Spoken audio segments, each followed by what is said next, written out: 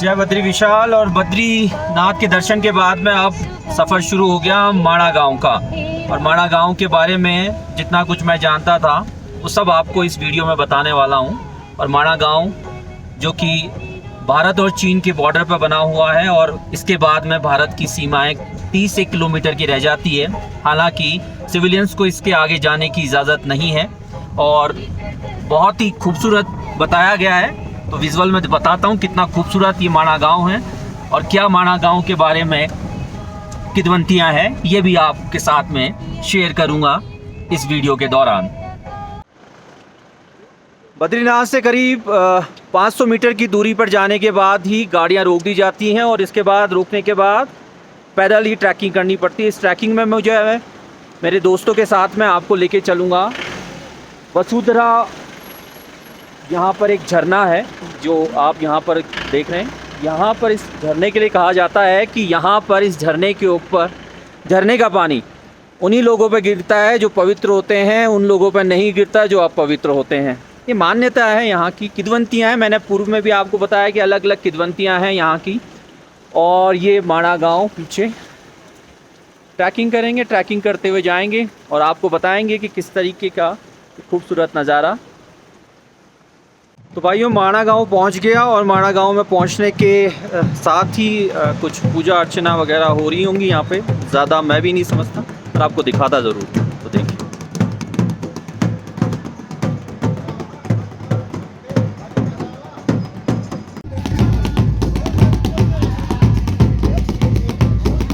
तो दोस्तों आप सभी का स्वागत है माणा गांव में। मैं माणा गांव में पहुंचा तो उसी दौरान बहुत सारी महिलाएं पूजा अर्चना के लिए कहीं निकल रही थी। कईयों से पूछने का प्रयास किया तो कहा गया कि जिन पर एक देवता आते थे उन देवताओं ने अपना रूप दूसरे व्यक्ति पर ला दिया है और जिस व्यक्ति पर वो रूप लेके आ रहे हैं उनकी पूजा अर्चना की जा रही है। माणा गांव के लिए कहा जाता है कि भारत का ये वह गांव है जो कि बहुत ही साफ सुथरा और सुंदर गांव है। यहाँ की वृद्ध महिलाएं आज भी 6 महीने माणा गांव में बिताते हैं और 6 महीने रुद्रप्रयाग में बिताते हैं, क्योंकि हिमपात अधिक होने के बाद ये लोग सब पलायन कर जाते हैं। मैं 6 माह गांव में रहने के बाद भी यहाँ की व्यवस्थाएं, यहाँ की सुख सुविधाएं और यहाँ की सफाई व्यवस्था का इन पर खासा फोकस रहता है। टूरिस्ट के लिहाज से यहाँ पर बड़ी संख्या में लोग आते हैं, लेकिन यहाँ पर सफाई व्यवस्था पर कोई सवाल नहीं उठा सकता। और यही कारण है कि माणा गांव आज भी अपनी संस्कृति सभ्यता को लेकर जिंदा है और निरंतर प्रयासरत है। माणा गांव में इतने लोगों को देखकर हमारे जहन में भी एक बार सवाल आया कि छोटा सा गांव होने के बाद भी इतनी बड़ी संख्या में लोग क्यों और कैसे आए हुए हैं। तो पता चला कि देवता की पूजा है और यही कारण है कि आसपास के लोग आए हुए हैं। इसी दौरान मुझे एक वृद्ध महिला मिली जिनसे मैंने बात की। इस पूजा अर्चना जो मैंने आपको दिखाई इसके बारे में मेरे साथ में एक माता जी है, उनसे पूछ लेता हूँ। क्या एक पूजा है आज यो? भगवती है ना, भगवती। हाँ। और क्या पे कोई देवता आया है? जय चक्र नहीं देवता आयु नया नया देवता आया छी। हाँ। ओके, नया पुजारी सब पहले पुजारी बुद्धि होगी ना। हाँ हाँ हाँ। चल अपन सो अब दूसर उन डांगर पकड़ यार बोला दूसर को पकड़े ली। अच्छा, वे डांगरा में रहना आप बोल। हाँ, तो आज हेमकुंड जाता ना। हाँ, उसका बच्चा बन देता बारी। अच्छा, जो सवारी है वो हेमकुंड में जाके वखम हुंचियो। हाँ, हेमकुंड डालो तब सोवर तब बच्चा खुला। अब एक बाद ही फिर वापस गांव में आन होल। हाँ, आज गांव पूरी गांव जो चा पूजा करनु खूबी। हाँ, पूरी गांव जो चा। हाँ हाँ, पूरी गांव जान तक पहुंचन जान ना। आप कतिक सालक छो? आज तो उन जानो ना। हां, हेमकुंड आज घोरा। और आप कतिक सालक छो? ये बेटा 80 साल। 80 साल का। यही गांव छे आपको? हाँ, ये बेटिक भैरवी का भी निकला हो क्या? हाँ, एक पीछे 6 महीना नीचे जान क्या कख गोपेश्वर से लो। गोपेश्वर से? अच्छा, गोपेश्वर से 3 किलोमीटर दूर है। तो गोपेश्वर से 3 किलोमीटर दूर। अपन कोई बच्चा बच्चा वाला वाक्य कोई छेच है? हाँ, कोई छेच गोपेश्वर के पास है? हाँ, बच्चा स्कूल था। स्कूल है।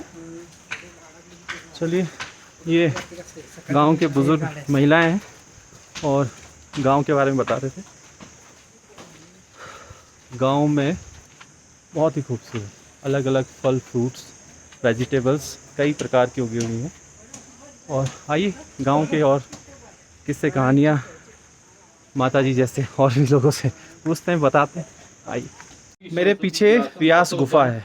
ये व्यास गुफा से सभी साथी दर्शन करके बाहर निकल रहे हैं।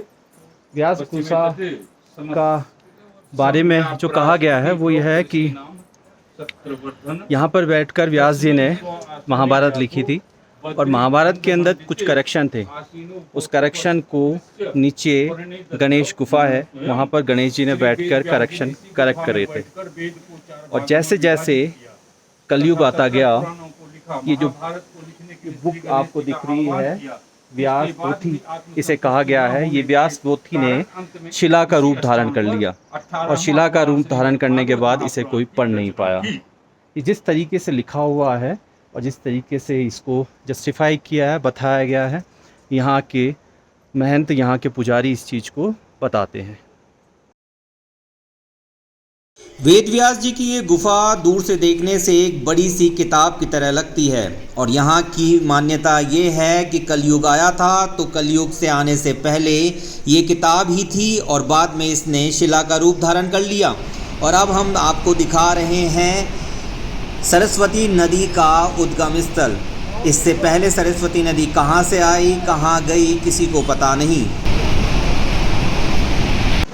तो भाइयों, मैं मांडा गांव में पहुंच गया हूं और यहां पर मांडा गांव के पास में ही सरस्वती नदी का उद्गम स्थल है।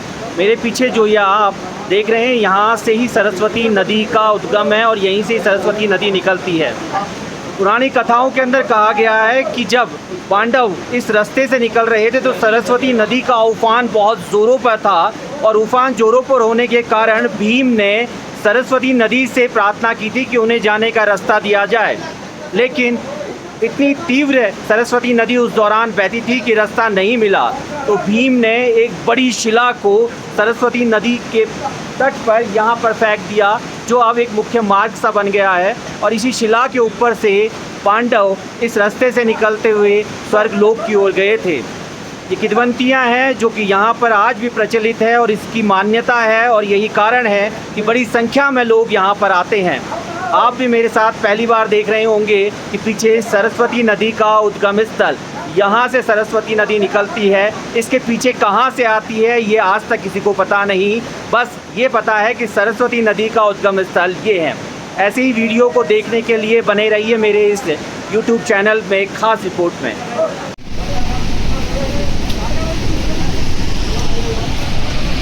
वसुधरा फॉल्स, और ये वसुधरा फॉल्स ये है सामने।